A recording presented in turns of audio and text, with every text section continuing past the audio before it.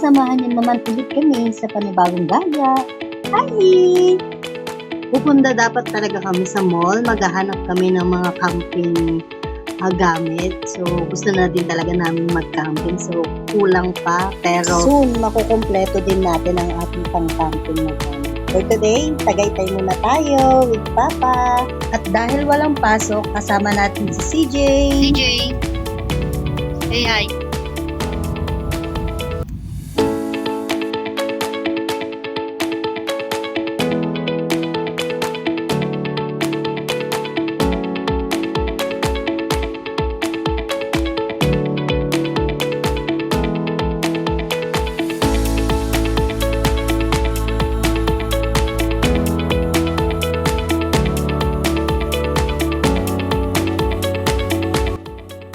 First stop, dito naman tayo sa Picnic Grove. Yan, ang entrance fee niya is 75 per head. Yung parking fee niya is, yung car is 50 pesos. Yung van or yung mga jeep, 75 pesos. And yung kanilang bus, 150. And nag-start po siya ng 6 a.m. to 9 p.m. Yan, pasok tayo guys. Ayan, the boys. First time, si CJ and si Leo. Ayan. Yan, nagpapasalamat din ako sa Lord na dahil na kami, gala kami ng ganito. Dati kasi yung sasakyan namin ang pangalan niya ay si Caris. So, lagi namin siyang, ang laman nun is puro materials ng namin, business. Pero ngayon, binigyan kami ulit ng sasakyan ng Lord. Yung pangalan naman niya ay si Yanis. Yanis yung pangalan ng aming bagong car. Kaya sa inyo na nagpe-pray, pray lang. Alam ko, prayer works talaga. And salamat sa Lord na binigyan kami ng car. Kaya napapasalamat talaga ako sa Lord sa mga blessing and sa mga opportunity na binibigay niya.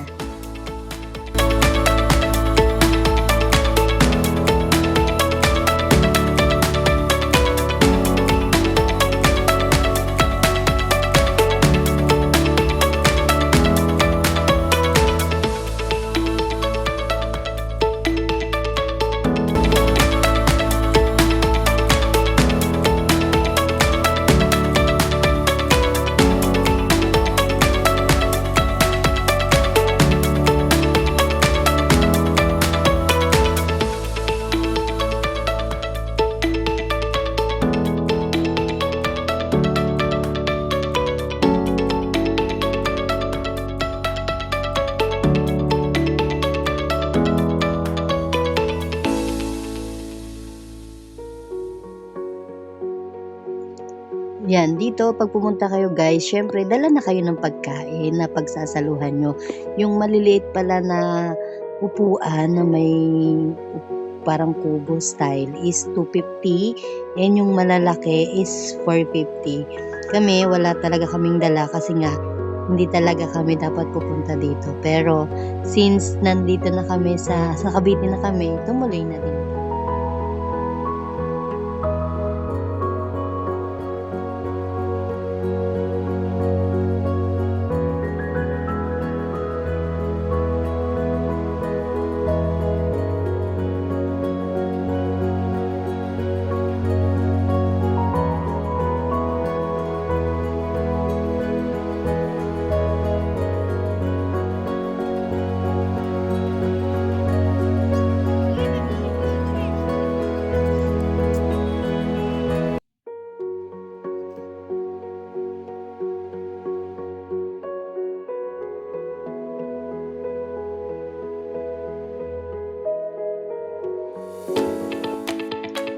Ayan, pagkatapos natin guys sa picnic group, punta naman tayo sa SBD Farm. 4.9 kilometer lang siya guys sa picnic group and 18 minutes lang. Kaya, let's go!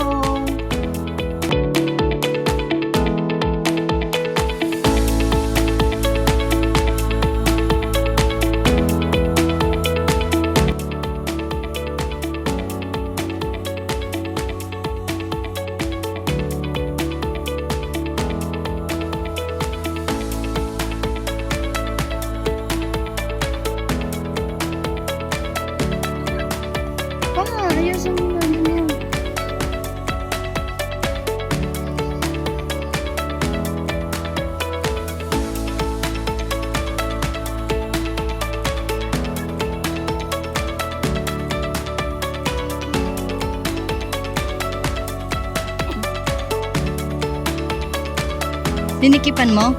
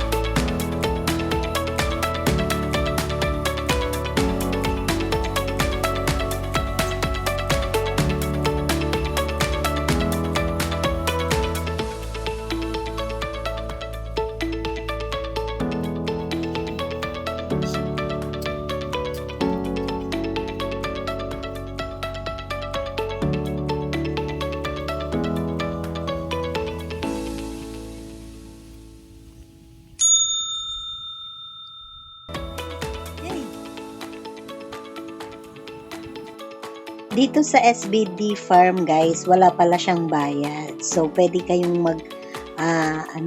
magtingin-tingin. So, wala siyang bayad. Meron lang silang mga kubo din. Doon kayo pwede kumain. And hindi pwedeng kumain dito. Magdala ng pagkain pala. Hindi pwedeng magdala ng pagkain kasi meron silang mga restaurant sa baba. So, ano kaya to guys? Paki-comment nga kung ano to. At matapos ang mahabang lakaran na yan, napagod si boss. Kaya, upo muna daw siya dyan.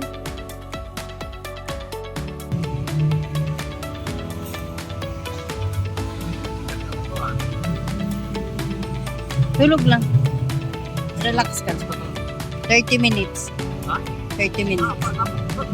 Hayaan mo na, matulog ka na.